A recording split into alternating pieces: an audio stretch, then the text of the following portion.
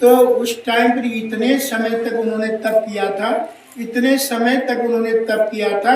तप करते करते समय उनके आसपास की झाड़ियां बहुत बड़ी बड़ी हो गई, इतना समय हो गया।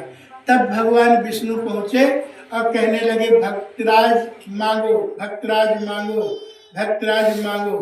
तो बहुत देर तक विष्णु भगवान कहते रहे, विनती करते रहे, खुश करते रहे। तो कश्यप के बड़ा मुश्किल में आवाज निकली। इतनी देर में आवाज क्यों निकली? इसलिए क्योंकि हमने 12 साल के बाद में भोजन जब ग्रहण किया था, 12 साल 9वें महीने में, तो ठाकुर रामेश्वर सिंह कनिंग में उन्होंने पहली चम्मच खीर खिलाई थी। तो लाइन लगी थी, ये बंशी वाले ये सब लोग वहीं थे, इनको हमने बाद में खाना खिलाया सबको। तो ये तो लाइन लगी थी, तो मना ही करते रहे हाथ जोड़ जोड़ करके, न खिलाओ न खिलाओ। लेकिन फिर भी 25-30 ग्राम खीर कहीं पहुंची होगी अंदर, फिर हमें होश नहीं रहा हम कहाँ हैं। ये घंटे के बाद में भैया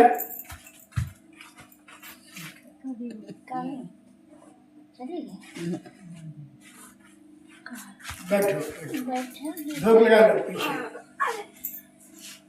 धूप लगा लेना, इधर बैठ जाते हैं। ये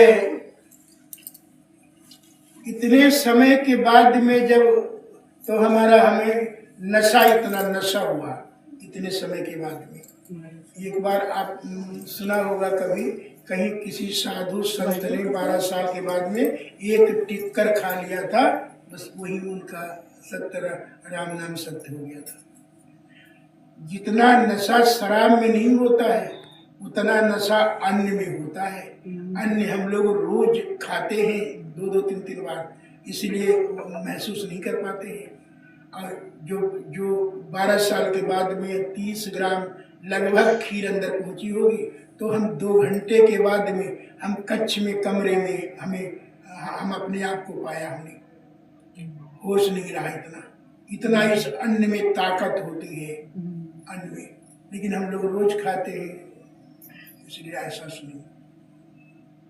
तो बस तो कश्यप ने और उनकी पत्नी आदित्य ने क्या मांगा? आप जैसा पुत्र शक्तिशाली बलशाली मुझे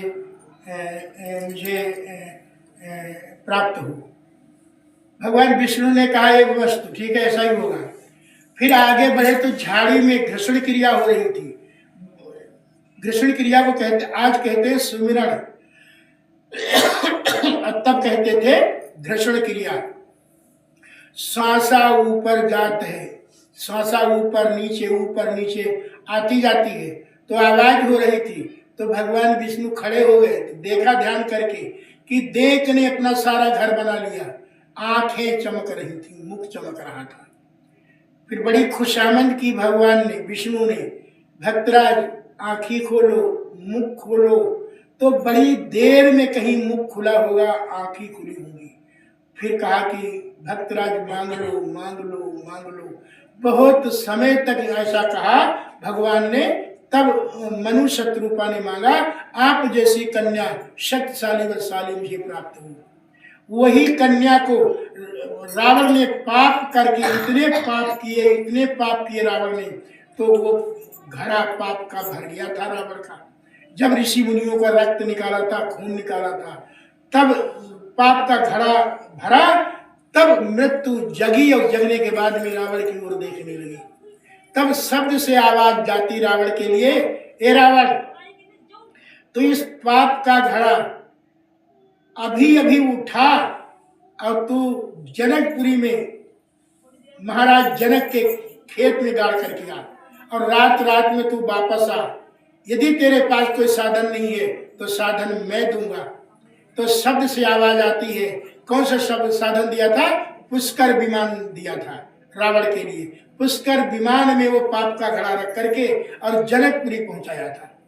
और वही जनकपुरी में अकाल पड़ गया था, सूखा पड़ गया था, जनता त्रायमान चिल्ला रही थी। तब 5 ब्रह्मज्ञानी ब्राह्मणों ने जनक महाराज से कहा कि तुम्हें जरा सा भी तरस नहीं, हमारी प्रजा तड़प रही है।